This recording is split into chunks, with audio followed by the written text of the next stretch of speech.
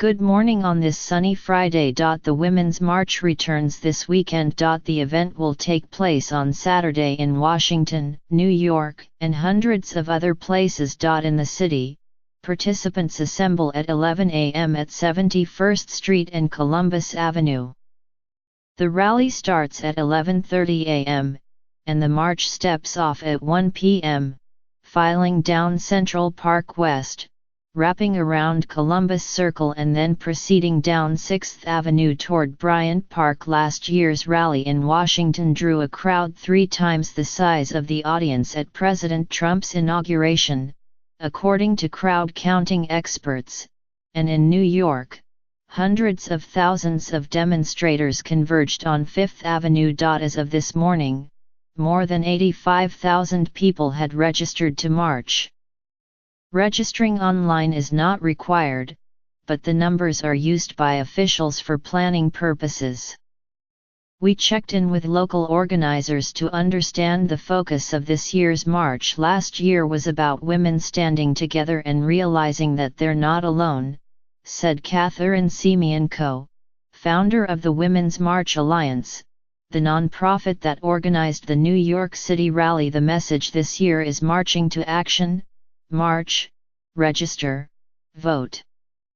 You're marching, making sure you're registered to vote, and getting to the polls.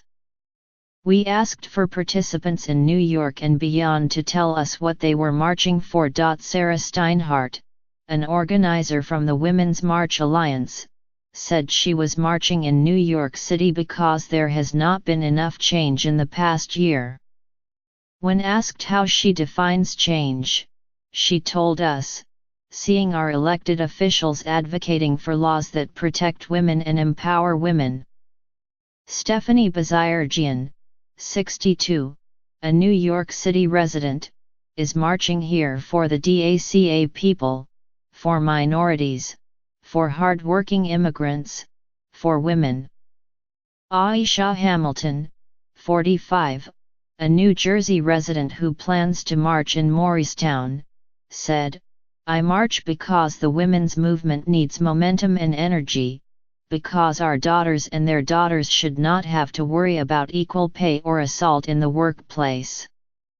Here's what else is happening. Hello, weekend. You look great. We'll be graced with sunshine and blue skies for the next few days. Today will be chilly, but temperatures should climb to the 50s on Saturday with highs in the 40s on Sunday. Gov. Andrew M. Cuomo's major proposal to charge drivers in Manhattan's busiest parts would make New York City the first in the U.S. with a pay-to-drive plan. New York Times. New York City has committed $1 billion to protect the city's water system, which moves over 1 billion gallons a day, nearly all of it unfiltered. New York Times. Amazon has shrunk the list of cities that could potentially be the second home of the retail giant, which still includes both Newark and New York City. New York Times. On his first night out as a private citizen, the former governor of New Jersey, Chris Christie, decided to catch the popular Broadway show by his idol and fellow New Jerseyan, Bruce Springsteen. New York Times. Governor Cuomo laid out multiple options in a 37-page report of how to thwart the president's new federal tax plan, which is proving to be a complicated task. New York Times. A data breach at a company that develops New York State's math exams for 3rd through 8th grades allowed an unauthorized user to gain access to information of about 52 students. New York Times. A city official has sued the city, claiming that her demotion was motivated by discrimination, after a subordinate was given a reward for allegedly protecting Mayor Bill de Blasio when he was under investigation. New York Times. The Port Authority of New York and New Jersey revealed the steps it had first taken to prevent a recurrence of the chaos at Kennedy Airport following a winter storm. New York Times. After a 12-year legal battle, a Connecticut court decided that the state was in fact fulfilling its constitutional obligation to its public school students. New York Times: an assistant to an executive at Goldman Sachs has stolen and sold over 100 bottles of his boss's rare wine, according to a federal indictment. New York Times: after cases of heating outages and other weather-related issues at public housing developments, Mayor de Blasio said he would commit $13 million to improve the New York City Housing Authority's response to crisis. New York Post: officials in Brooklyn are backing a bill that would take guns away from people who are found by the court to be likely of harming themselves or others. Brooklyn Daily Eagle: today's Metropolitan Diary, special trip for hair clips for a global look at what's happening. See your morning briefing. Art therapy at Sing Sing Prison, a talk by Jane Marks Hart, an art therapist, at the School of Visual Arts. 6:30 p.m. Free, RSVP. Here you say you want a revolution, remembering the 60s, an exhibition on 1960s culture and today's environment of activism, opens with a reception at the New York Public Library in Midtown. 7 p.m. Free, register here. Ask a Midwesterner, a stand-up show by the Midwestern comedian Emily Winter, at Countdown Theater in Williamsburg, Brooklyn. 8:30 p.m. $10 suggested donation nets host heat. 7:30 p.m. Yes. Knicks at Jazz. 10:30 p.m. Message. Watch the New York Times close up, featuring the Times's Quay Mopam and other guests. Friday at 8 p.m., Saturday at 1:30 p.m. and Sunday at 12:30 p.m. on CUNY TV. Alternate side parking remains in effect until February 12. Weekend travel hassles. Check subway disruptions and a list of street closings. Saturday: Wild Medicine in the Tropics, a month-long exhibition highlighting the healing power of exotic plants, opens at the New York Botanical Garden in the Bronx. 10 a.m. to 5 p.m. Prices vary. The artist Borja Gonzalez performs Dreams of Sand, a nonverbal story about two people that Mr. Gonzalez tells using sand, at Flushing Town Hall in Queens. 2:15 p.m. $14. Tickets here. Vote Run Lead, a nonpartisan nonprofit that trains women to run for office, hosts a post-Women's March celebration with speakers, advocacy workshops, a dance party and more at Helen Mills Event Space and Theatre in Chelsea. 4 p.m. Free. Don your gowns and Venetian masks for midnight at the Masquerade, an interactive murder mystery dinner show at St. George Theatre on Staten Island. 7:30 p.m. $100 Devils at Flyers, 1 p.m.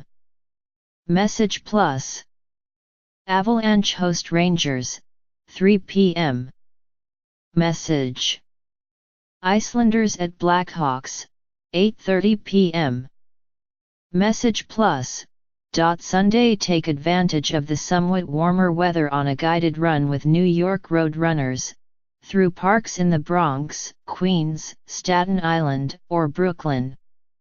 9 a.m. Free. Children can rock out to the music of the Grateful Dead during a family-friendly concert at Brooklyn Bowl in Williamsburg. 11:30 a.m. $12. The pianist Seymour Bernstein plays Schubert, Schumann, and others in Reintroducing Seymour, a concert with members of the Musica Viva New York Chamber Choir, at All Souls Church on the Upper East Side. 2 p.m. Free. The New York Jewish Film Festival, hosted by the Film Society of Lincoln Center and the Jewish Museum, continues at Walter Reed Theater on the Upper West Side through Tuesday. Times vary. $15. Knicks at Lakers, 3:30 p.m. Message. Nets at Pistons, 4 p.m. Yes. Rangers at Kings, 10:30 p.m. Message. For more events, see the New York Times's Arts and Entertainment Guide. And then, there are the props. Last year, many Women's March demonstrators wore pussy hats, which became the unofficial uniform of the event, and carried nasty woman signs, among many, many others. Readers shared with us what their signs will say this time around. A sample: economic, racial, and gender justice for all. Carol J. Wassey, 51, Queens. Healthcare is a moral obligation of good government.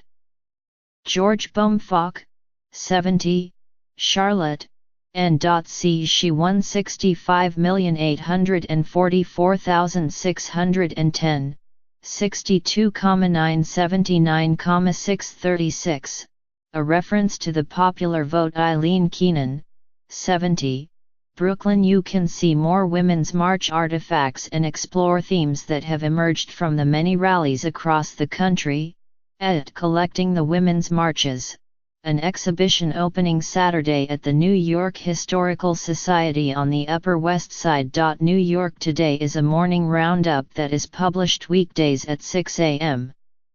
If you don't get it in your inbox already, you can sign up to receive it by email here. For updates throughout the day, like us on Facebook. What would you like to see here to start your day? Post a comment, email us at newyorktoday@newyorktimes.com, or reach us via Twitter using number NYToday. Follow the New York Today columnists Alexandra Levine and Jonathan Wolfe on Twitter. You can find the latest New York Today at newyorktoday.com.